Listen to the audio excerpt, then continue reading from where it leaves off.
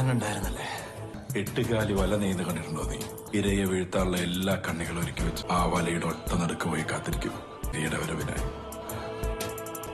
ഞാൻ നിനക്ക് വേണ്ടി നെയ്ത് വെച്ച വലയിലേക്കാണ് നിന്റെ കാർ വന്ന് നിന്നത്.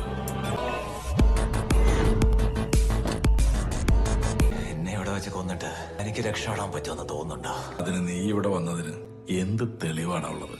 നീ മിസ്സിംഗ് ആയാൽ പോലീസിന് കിട്ടുന്ന ലീഡ്സ് ഞാൻ അങ്ങോട്ട് പറയാം. അതിന് വീട്ടുകാർക്ക് കർമ്മം ചെയ്യാൻ നിന്നെ ഞാൻ ബാക്കി വെക്കണടാ. ഈ മ്യൂസിക്കിന് വേണ്ടിയല്ലേ നീ എന്റെ മകനെ കൊന്നത്?